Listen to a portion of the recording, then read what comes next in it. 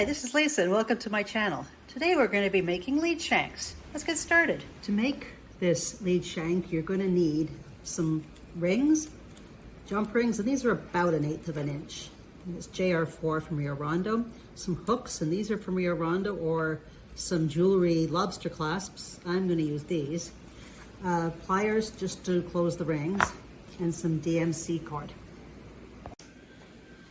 The lead shank is around 10 feet, so I'm going to aim for that length. So for a 1/9 scale, I'm going to cut 2 pieces of the same color, as I'm going to start with a 1 color lead, 36 inches long.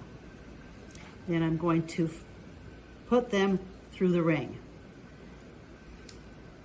Make sure the ring is closed as much as possible, and keep it upwards away from here, or little pieces of this thread will go through.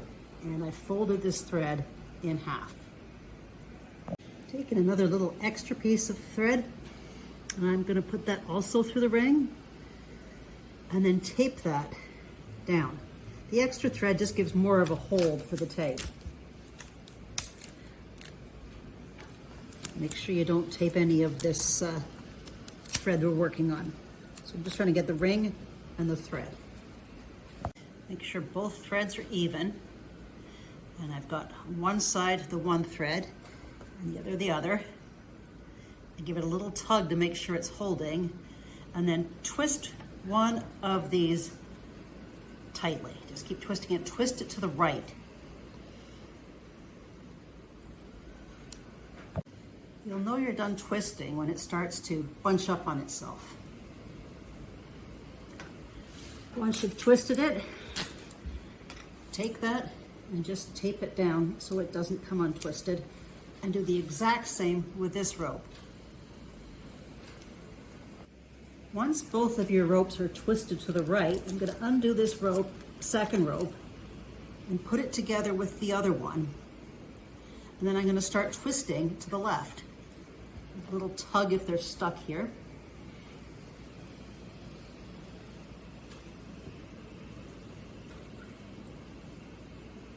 And twist that to the left. And once you get it tight, let go, and it should bounce to a rope, and then tie a knot in this end. Once you have your knot, you can just trim off the end and untape this. And now we're going to put a hook on the end. I'm going to use my pliers to open the ring to the side and put on the jump ring, or the hook, and then carefully close it. And to make sure that doesn't fall off, I'm going to apply a little dab of glue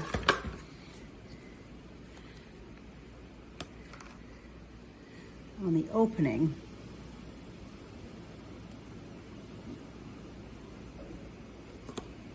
And then roll that under the rope and let that dry. That first rope ended up to be equivalent of just under 10 feet. For a simple 2-color rope, I'm going to do the same thing with 2 pieces of separate colors, and I'm going to roll them as one color together and then the other color together. Always make sure when you're rolling that the individual ones like this are rolled to the right, and then when you combine them, you roll them to the left. And this is the look you'll get with that type of 2-color rope. For a 3-color rope, I've cut 3 pieces. I'm using 39 inches long now. But to make it a little thinner, I'm going to carefully remove one of these threads on each one. Moving the thread started at this end, and then roll it all the way out and hold the other end while you pull that extra thread lightly. And that'll stop the thread from bunching up when you pull. So doing 3 is the same as doing 2. You're going to separate the colors out, and you're going to twist this one right, tape them down, and then this one right, and then we're going to bind them and twist them left. When you're rolling, I find keeping the fingers damp really helps get that roll. So now I've got all 3 twisted right. pull out the other ones, combine them.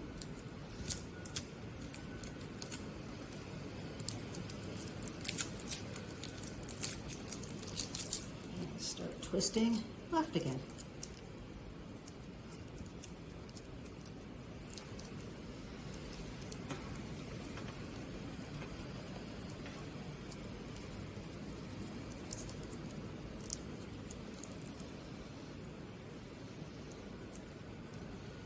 When I get to the end, I let go and tie that in the knot.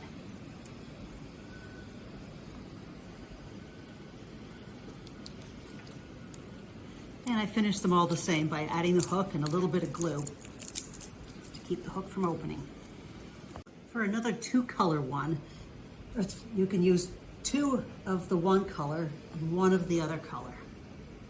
In this other 2-color one, you can see the difference in the look. I also didn't pull out an extra thread, so there's the thickness difference between the two. If you want to do a 4-color one, I'd recommend pulling out at least 2 strands on each one. Always make sure when you start that there's no twist in the colors, or it's going to be really nasty right around the ring. Just make sure they're all separate before you start. And there is my 4-color shank. However, now I have all these that I pulled out. So if I just take random colors and combine them together, because we know they're already the right length, I can make some multicolored strings and then turn those into a 2-stranded rope.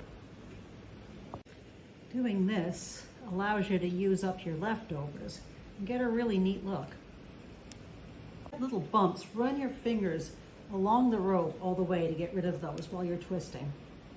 And there's the difference between the regular 4-color and the one where I combined the leftovers. And there's the 6 that we've made. Can you help Fred and Joe decide which one to pick? Have fun. They're so easy to make, and you can match your barn colors with all sorts of interesting matches.